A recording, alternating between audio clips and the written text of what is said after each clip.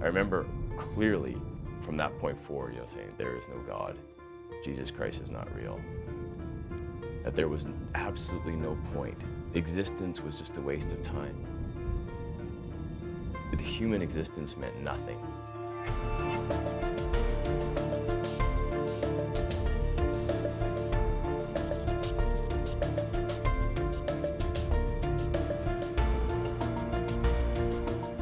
I'm driving to meet Matthew Embry in Calgary, Alberta, Canada. Matthew is a documentary filmmaker and former atheist that gave his life to Jesus Christ after investigating quantum mechanics. Discovering Christ through studying science is a path that one rarely hears, and one that I wanted to learn more about. Tell me about your introduction to church and spirituality as a young boy. Church and exposure to Christianity was not a huge thing in my upbringing. I was exposed to the church, the United Church in particular, Sunday school. Jesus Christ, the concept of God, these things just made sense to me. I remember being very faithful to the idea, and looking back, it's like, when someone tells you the sky is blue as a child, the sky is blue. When someone tells you Jesus Christ is Lord and there's a God, that's what it is. And for me, that's what it was. What changed then from a little boy going forward? There was a point in my early youth where I was pulled out of the church. I remember the moment being told that Jesus wasn't necessarily real and that I wasn't being watched. At age 14, you had a personal realization about the purpose in life. Explain what happened. Yeah, it was really, my parents read to us, my father in particular, till we were quite old. I was 14 years old. He read us Stephen Hawking's A Brief History in Time. And that book, I recall, and I remember the night, it was just, some of the ideas obviously really complex and still hard to get my mind around some of them, but I remember sitting, it was downstairs in my parents' television room, and just this deep sense of meaninglessness in my life, that we were just a little speck in this massive universe, just an emptiness. And I can still remember, like right now, I can see it just kind of I was looking at these shutters, and it was just a darkness kind of fell over me. I just fell over me in that moment. And and that lasted for many years, that same feeling of just emptiness and meaninglessness. Matthew, the church became part of your life again a little later on when you met this girl. Yeah. Tell us what happened and why you left the church again. I met someone who was, loyal to the Christian faith and wanted to expose me to that. Obviously, I had, resistance in my own house because it was more scientific based, but my parents were like, no, don't go there. And I also was interested and relatively open-minded, I'd like to think, but still came in there with a science perspective. And then it just didn't add up. And the ideas that I wanted to talk about, like the biological truths that existed, the discoveries of what we were learning in evolution or in biological realities, those things, people didn't want to talk about that truth. So that message of God's love through Jesus Christ, no impact at all on Matthew at that time? No. Matthew, your love for science and this quest for truth moved you, pushed you to follow well-known atheists, men that were anti-Christian, men like Stephen Hawking's, Christopher Hitchens. That seemed to be more meaningful to you than Christianity. And so my question is, why did their logic seem more reasonable to Matthew than, let's say, the gospel narrative? The education that I was brought up in and the thinking, that pursuit of truth, right, a really scientific perspective on it, right? So, a lot of the books are like the heroes of mine at the time were, say, like Richard Dawkins. The God delusion. God delusion, where, selfish gene concepts, the ridiculousness of religion. Christopher Hitchens also, who really spoke out against church, God. Did these change your thinking about God? Did they bring you closer to God or push you further from God? Push me further away, right? Really? This was the type of thinking that gave me that, that academic arrogance, that concept that I was just a selfish gene, a monkey, just here to replicate and to gather resources, and that was more or less it. So much of what this biological determinist thinking was putting out there could be evidenced in my real world. I could see it, right? And I could see that certain behaviors, more carnal, more animalistic behaviors I was exhibiting in the workplace led to success. So I was getting outcomes. So positive outcomes, what I thought were positive outcomes. So if I was cutthroat, if I did deceive, if I did lie, if I did manipulate, I'd go up the ladder. Not only did that feel good, you're getting body highs from those successes, but you're also being told that this is the truth. And here's the evolutionary material and thinking that supports what you're doing. I became fame hungry, success driven, and success metrics, whether that be like a fancy watch or go to a nightclub and drop thousands of dollars. Get the most out of life, get those body highs, you know. Me. I'm the center. Life is here to serve me. And to do that, I need to control. I need to manipulate. Looking at Matthew, people may not realize, but Matthew struggles with a health issue. What is that and when did that begin? Yeah, I mean, early in my late teens, I was diagnosed with multiple sclerosis. I think that when you're diagnosed with a somewhat, devastating illness, it doesn't help someone who's godless. So now, let me ask you this question. Realizing that you had this illness, did it make you think differently about life and its journey? Well, yeah, because it's like if you're told that, you might wake up paralyzed the next day, well, you better start living. So it's like you didn't necessarily care about the consequences of tomorrow because you didn't know if tomorrow was coming. That whole like YOLO, you only live once, like I've been saying that since I was, since the early 90s. I used to have a necklace that said it on it, one life. The career we have as filmmakers, you see some pretty horrific stuff. And not having any spiritual understanding of what I was being exposed to and how to deal with that had long-term consequences. And those consequences manifested as anxiety, it manifested as depression, and then ultimately later into my 30s, it manifested as alcoholism. Down deep, I knew there was more. I knew there had to be something more. I kept searching, but it was like I just kept hitting that wall of like, no, you're a monkey. You are just an animal, and you're just a fluke, and you're just a product of chaos, and here you are, and don't have a good time. I read a book called The 48 Laws of Power by Robert Greene. A lot of people have read this book, especially in the entertainment industry. So this taught you how to gain power. So how you're able to control other people around you, how you're able to control the outcomes. So like manipulation. Yeah, it was manipulation, right? Like crush your enemy totally, versus what Jesus teaches us, to pray for our enemies and to treat each other as we treat ourselves. That the truth is malleable, that you can use truth to your advantage versus living by the truth. And all of a sudden, these little lies or big lies, they don't matter much, as long as you're getting what you want, right?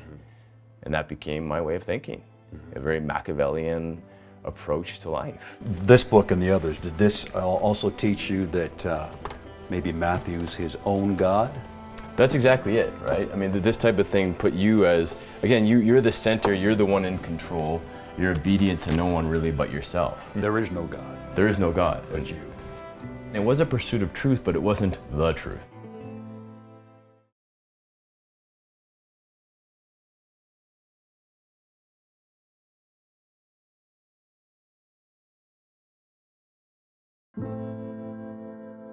So Matthew, at age 40, you began to study quantum mechanics. The pursuit of truth just didn't die in me. Even though the alcohol at one point was trying to kill me and things were going so sideways in my personal life, I kept trying to ask why and what's going on. I came across an article that was called The Mental Universe that came out of Johns Hopkins Physics, and it was about quantum mechanics. This was also coinciding with, some of the rock bottom that I'd hit in my life, right? I'd come off a project that was very traumatic. I'd been, a significant amount of drinking was going on in my life. It was having major consequences on my marriage, major consequences. Personally, it was having consequences on my health. And it hadn't influenced my work yet, but it was on the verge. And so it was a time where, right in a time that I decided to be sober. In reading it, somehow it inspired or influenced you to reverse engineer your way to find Christ. Well, I mean, when I finished the article, finding Christ was not in my, I didn't think that's where it was going to go. Because, but it was interesting, at the end of the article, he asks the reader, he challenges the reader to try to live quantumly. More or less, try to live life as though things are what we perceive as observations versus things. So look at life not necessarily from a material understanding, but more from almost a spiritual, or almost as though this is a hologram. So I tried an experiment. Help me connect the dots. So how did that article in this search, quest for truth, lead you to Christ? Okay, that's a good question. What happened? So he challenges the reader to do this. So I'm going to try something. Like, I'm going to try it. And what the experiment was for me was to only speak in truth and to only write in truth. And I mean to the minutia. So precision. So if I went to Starbucks and the person said, "How's your day?" I would tell them exactly how my day was. If someone says something to me like, "I went to a party and everything is crazy," I would say, "Is everything crazy?" So I started taking my social interactions down to a precise truth through what I was saying and writing. Well, Robert, when I started doing this, the weirdest things started happening. I started running into people from the past, like improbable coincidences starting to occur. I had to deal with past lies that just kept popping up, and like, it was unbelievable. Like, it truly was alarming. This new reality that started to form in how I was living. So you started to be truthful. Things began to change in life. Yes, but really truthful, like to the word, right? Which caused, some social situations where people weren't too impressed with me, but it didn't matter. I was so dedicated to truth. What was the universe trying to tell me in truth? There was even a period of time when I would fall asleep during this that I would just say the word truth in my head, and it was like it was soothing me. Just by saying the word truth, I felt calmer. It was weird, like really weird, because my life had become so many lies and illusions, especially in the entertainment world. And then two major things happened. One, I had this really weird experience where I was looking at one of my good friends when we were talking about this concept of truth, and suddenly I saw like a very yellow kind of glow around his head, and I was looking at him, and he had long hair at the time and a little beard, and I said, "You look so much like Christ." Now, were you looking for Jesus at that time, or is it just No, you're talking to this friend and all of a sudden this happens? It happened. I was like, "What the?" In that same kind of day, one of my friends had requested that I send them pictures of who I truly was. So I said, okay. And so I had tons of these, tons of whatever photos, and I picked them and I sent them to them. Well, in the same moment, after I'd seen this image, I went back to those pictures and I said, why did I pick those pictures? What's in there? What are these pictures trying to tell me about myself? Like, what is it about? I just couldn't have picked these randomly. And I'm looking at them, and there's me and my dad. There's a picture of me by myself on Christmas Day, and there's me and that person who I saw manifest the image of Christ, a couple photos of me and him. And all of a sudden I was like, that's it. My father and son, me by myself opening presents on Christmas Day, and my friend who I saw the image of Christ in, who was born on December 25th. Bang. The Trinity. All these relationships bound by truth. And so at that moment, what did Matthew think? It was like an electricity I was like, like it was, I remember looking at my screen, and then I texted my friend. I just texted him, I said, it's Christ. And I knew. I knew. You said it's Christ, and you knew. I knew. What? I knew Christ was leading me. I knew Christ was the answer. I knew Christ was God, was the creator of all of this. Like, it's Christ. Christ is trying to reach me. Christ is trying to wake up. He was your answer. Yeah, it was what the whole search all led up to that moment.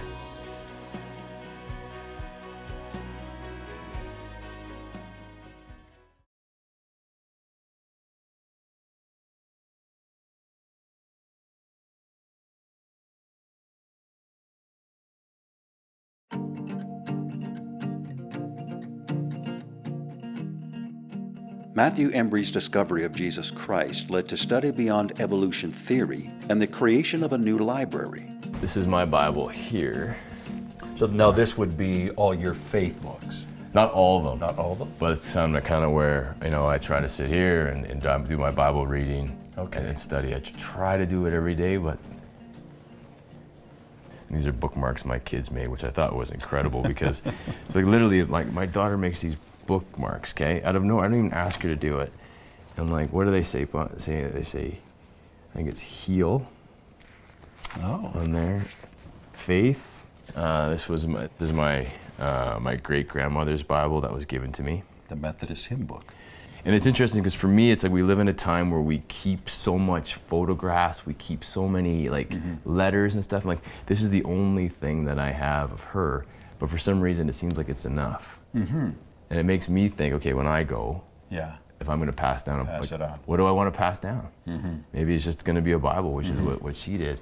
And so that search for truth, today, Matthew knows that truth is Jesus. Once I found out that Christ said he was the truth, it was like, what? And then I was like, what else did he say? That moment when you recognize that it's Christ and you text your friend, it's Christ, it's Jesus. Everything changed for Matthew then, that moment? Oh, yeah. So where did that lead Matthew till today? Oh, man, it's been an incredible journey. Every time I talk about it, I get so emotional because it transformed my life. I tell people, I've been to hell in a way. And it's like, I've come out, I'm still coming out, but my whole life is different. Like, it's the way I see things, the way I see people. My marriage, I saved my marriage, I saved my family, I saved my friendships. There's so much hope things are gonna get better. And it could, not just for me, but for the people in my life. Matthew, what does Jesus mean? Jesus still means to me the truth, the way, and the life. Because one thing that's been so important to me is studying the Gospels of Matthew, Mark, Luke, and John. Right. So really studying The life of Jesus and the teachings of Jesus. right, and what Jesus said. Because I get very frustrated with people telling me what Jesus meant to say versus what Jesus actually said, Follow you. right? Matthew's pursuit into trying to learn what Jesus truly said led to the creation of yet another library in his home. You'll see almost 90% of the literature, the books, is just focused on those four Gospels, Matthew, Mark, Luke, and John. The Gospels teach us what Christ said, right? And the complexities of the narratives and the parables that he's talking about. There's so many layers to them, right? And it's so many different layers of interpretation. So not only are the Gospels not only are the parables that Christ is teaching us impacting our lives on like one level, it's multiple levels. When you say multiple levels, give me an example. We'll say like when Jesus walks on water, right? There's so many times in our life where that's important. When there's a huge storm around us, it's recognizing, okay, well, when the storm's around us, keep your focus on God, keep your focus on Jesus, and you're not going to sink, right? Like a really important concept. And you could extend that even further where it's, okay, keep your focus on God, and miraculous things will happen. What Jesus is asking of us is not easy. Right? It's not an easy thing, it's not an easy road, but the more we understand and the more we're aware of what he was trying to communicate, what the lessons were, I think the stronger we become. I do take a lot of the gospel literally, when especially the one where he says, when you come to a table, sit at the worst seat. That's right. Right? Where I'll try to check in, maybe take the worst seat on a plane. Like I will do that type of thing, like entering the kingdom with a childlike, I think. Yeah, childlike faith and belief. Childlike faith, and there are certain parts of that I will do. I just won't do that. And I won't even ask sometimes, like Christ says, don't do that. I'm not going to do that. There is no other answer, right? I mean, the thing is, and I share with people, it's like in my walk, I went to addictions counseling, I went to PTSD counseling, I went to counseling. I spent thousands of dollars on trying to get rid of anxiety, depression, all these types of things. And it wasn't until I understood the gospel of Jesus Christ and started living in it that these things went away. And it was free. Right. So when I say that to people on the street who are struggling with addictions, they kind of open their eyes and they, I've tried counseling, I've tried this. I'm like, well then, right, okay, I get it, me too. You know what works? This, because the information in here will change your life. So what's he leading Matthew to do today? Living in Christ for me is learning to live in the now. Learning that the now is the most important moment. And how we respond to what our external world is living in Christ. So it's not some fantasy, it's not like some, close your eyes and hope it's gonna happen. You gotta do something. You gotta treat people a certain way. And it's relatively easy. I mean, don't steal, don't murder, don't, you know what I mean? Like follow the roadmap and things will get better. Faith in God, faith in Jesus Christ. Do you struggle with that word faith versus scientific evidence? Yeah, I mean, the thing is, early in my walk, I didn't like to use the word faith because I was like, I know, because I came through this through quantum mechanics. I came with a scientific approach. I got to Christ. Like, I know that. I don't have faith, right? Like, I know this, right? So I've had to temper that because people don't like that when you're that kind of in your face. And I don't think even Jesus would be like that. Maybe he would, I don't know. Like he's, he's pretty lively at times. So there's an element to faith in Christ that there may not be that physical, tangible evidence. Right. But I would say now that I understand Jesus and what he's done in my life, there's things that I may not be able to understand or explain or see, but I know it to be true because Jesus tells me it's true. Now, listening to me actually say that, would you believe that that's possible, or do you still need that evidence? No, I don't. I think that's where that awakening happens. Number one, you recognize, okay, truth is in me. I'm going to start speaking the truth. Okay, I'm going to start living in truth. I'm also going to accept there's a higher truth, and that's the gospel of Jesus Christ. The more I learn about that higher truth, and I still live in my truth, but I live in accordance to the gospel of Jesus Christ, watch your life change. Watch amazing things start to happen. Watch your relationships starting to deepen and grow. Watch, just watch. Near Matthew's house is a nature reserve, a sacred place where he goes to deepen his connection with God. This is a place where I really go to do a lot of prayer and time by myself. Like your spiritual retreat. Yeah, like this nature is God's cathedral, God's creation. And man's creation maybe is like a video game. The more we get too engaged into man's creation, we got to watch out, right? Where God's creation will fill you up. Where do you hope that Jesus will take you in these days ahead? What do you hope to see him doing through Matthew now? I hope that people close to me see the light, and that's the light in me, and that's the light, me living. The more I live in Christ, the more I start to shine. The more people start to see that and want that for themselves. Before, I used to want to control the outcomes. I'd want to control people around me so I control the outcome. If I can control you, I know what's going to happen tomorrow. I know what's going to happen the next. The more I let go of that control and I follow God. That's faith. But the happier I am, right? And the more amazing things start to happen.